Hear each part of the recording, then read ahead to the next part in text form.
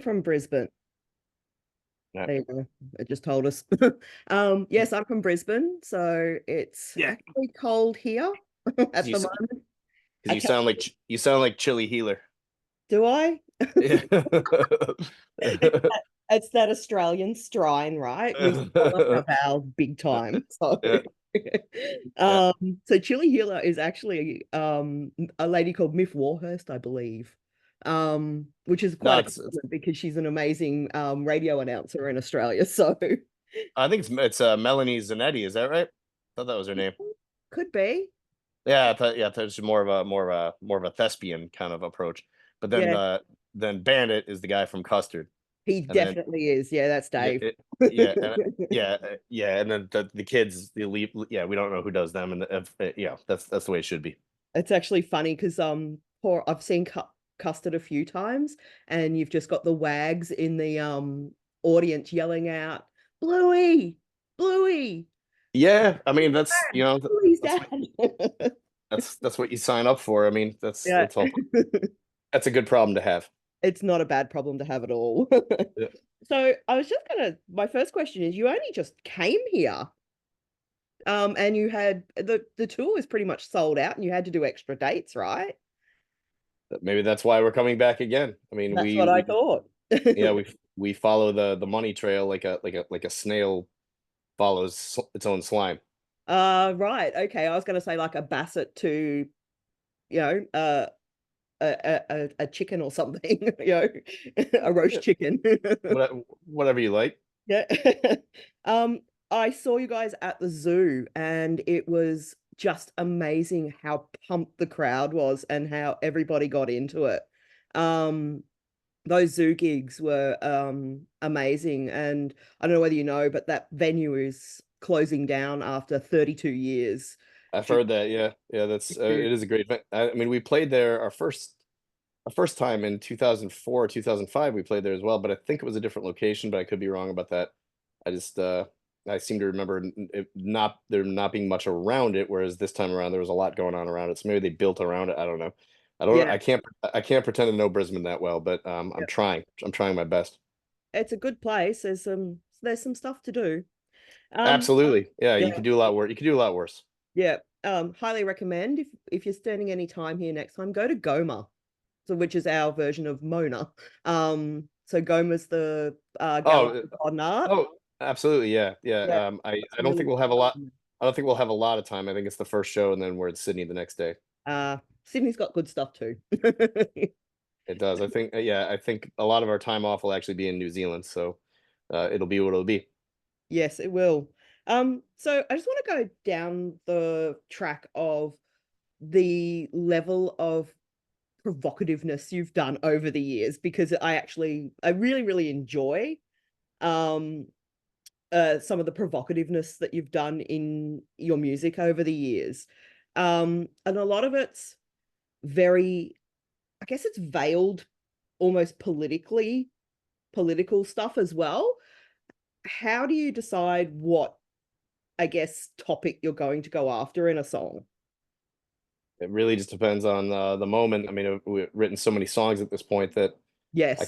I can't say one thing or the other. I mean, yeah, there's been vaguely political moments. You try not to blow your load all in one song, I guess, or it is funny. I mean, I lean one way, and we have fans of the band who lean the other way, and they have no idea that I lean the way I lean, and like, they just assume that I'm on like that I agree with them, and Yeah, right. Okay. I don't it's kind of funny, and it's just like and I'm like, no, actually sort of taking the piss out of you. And, um, so So, yeah, you see that from time to time, and yeah. like people, yeah, um, it's like people are, you read comments like Dick Valentine is a hyper alpha masculine blood. And I'm like, no, I spent my teenage years sitting in the corner playing with dolls, so Yeah. people have no idea.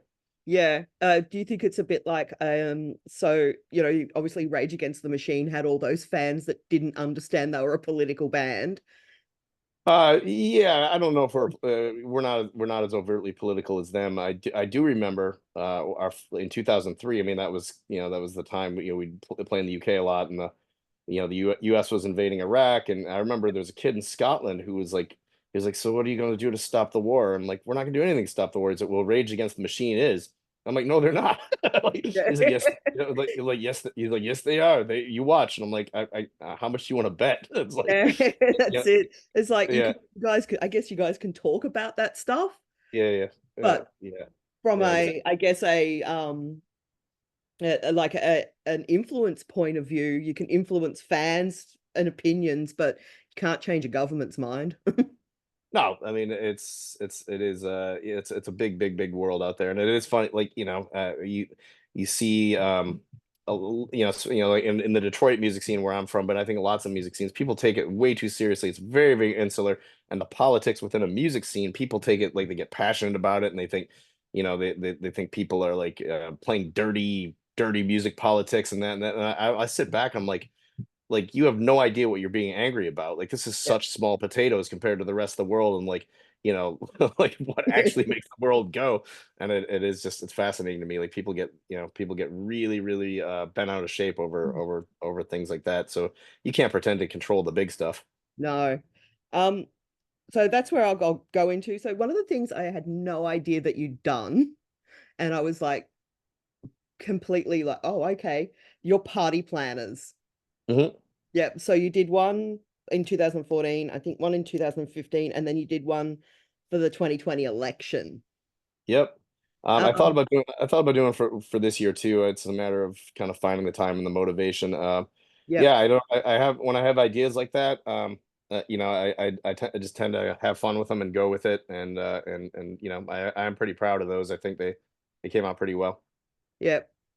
So would there be like a drink when Donald Trump says something bizarre? I mean, that intentionally in the 2020 party planner, I did not mention his name once. So Yep. Yeah, because you you don't get. want to get sued, right? He finds Oh, out it's not. everything, doesn't he? It's not even that. I guess I just like to pretend he doesn't exist. That's all. I think But yeah, yeah. I know quite a few. I've got American friends over here and over there who would like for him to just not ever wander past their consciousness ever again. So I do It's understand that. it's the most surreal thing I've ever seen in my life. Yeah. I just You like can't. what uh, there's a thing that's going around. I think it went around last election as well because he does that all the time. And, Yeah. and the accordion, Right. they put an Yeah. accordion there, and that just makes me laugh every time that pops up on TikTok. So It's um just. It's just. It's. It needs to go away. It just it needs to go does. away. I don't think it's going to though. Yeah, Yeah. so new music. I had a look and you guys have been really consistently releasing stuff over the years. More new music coming, or are you just concentrating on touring at the Uh, moment? I think for the band, I mean, we were doing an album a year for a long time, and then we started having kids, and then the pandemic as well, Yeah. and we have 14 or 15 studio albums under the name Electric Six, and I think collectively we're just like we certainly don't want Turquoise to be our last record, but we're kind of in no hurry to, we're definitely not doing an album a year anymore. And that said, I have a studio at the end of my block here in New York, and I'm fine pumping out a solo album every year. It's easy enough for me to do, and until like the fire is lit under the band, Mhm. but we put out Turquoise last year, so the short answer is we're not really in a hurry to get to the next album, but we will eventually. Yep. And turquoise will feature fairly prominently in the new sets this time. Yeah, we because that was one thing when we came last year, we weren't playing any of those songs, and Mm. um, at a bare minimum, you're going to get six songs off the record, and then hopefully by then we'll have, I mean, it's a good record, and every song's a banger. So if we could get up to like 9 or 10 songs from it, that'd be great. Yep. It's about relearning the album after you've done it, right? Yeah. I mean, it's complex. I mean, some of the like Staten Island Ass Squad is like it seems like it'd be a very simple song to play, but it's given us fits. So Yeah. unfortunately, we haven't gotten around to doing it yet. But it's more complex than it looks. Yep. So I'm running out of questions because we're very good at this, apparently. Um, Mhm. so I actually was just trawling through the history and I was like, oh, they played at Coachella in 2004, which is seems like that's 20 years ago now. And Yes. festivals like that have morphed into something incredibly different now, right? Um, I mean, it's been since I mean, it's I haven't been back to that one since we played. We play a festival a year now. I guess this year we're doing one in Holland. yep, Um, and you know, we'll I don't really I'm pretty zen about it. I just turn up where they tell me to turn up and fair don't enough. ask a lot of questions. And but yeah, festivals are fun. Yeah. They're a pleasure to be at. Somebody who I was talking to said festivals are low commitment for a band with a reasonable payout. And so yeah, it's a built-in crowd, and you don't want to rock the boat. You want to make sure that all the other bands get their time on stage, and all the people, the crew at any given festival is working so hard, and they're doing it, labor for love. So you don't want to mess with them, and Yeah, it's just you just get up there, you play your set, and everyone's already drunk anyway. The true. stakes are pretty low for you as a performer. You don't have to do anything other than just like, how you doing out there tonight? How are Yeah, you feeling? yeah, yeah. That's all you got to do. So I know, right? I know, right? Yeah, yeah, just like engage the crowd, play a few songs. yeah, just, Yeah, I hope you don't get hit by a beer can. that's right. That's right. Yeah. So yeah. So the other thing that I wanted to talk about is obviously the last tour was very much keyed into fire, wasn't it? Because it was the anniversary tour. Yeah, yeah, 25th 20th anniversary. Yeah, Yeah. and we did that.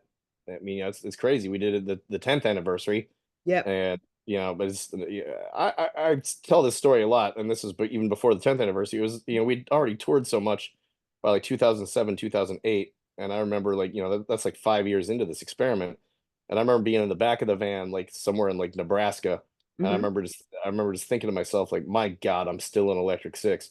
And Yep. like then it felt like I'd invested so much of my life, and then Yep. it's just nuts to think 20 years later.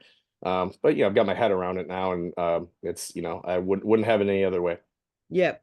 So those songs on there are probably your best known. Mhm. I know that when obviously you play, you know, uh like you play Fire and you play uh Gay Bar especially.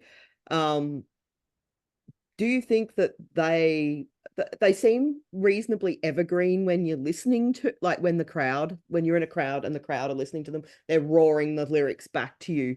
Do you ever sort of go, I don't want to play them anymore? They've passed their use by date No, ever? no, never. It's not a problem, and if it is a problem, it's a great problem to have. So it's Yes. no, I just there's so many other things I could and do get bent out of shape at, but having a couple songs that you're known for versus other songs you wish you were known for is that's just the reality of it.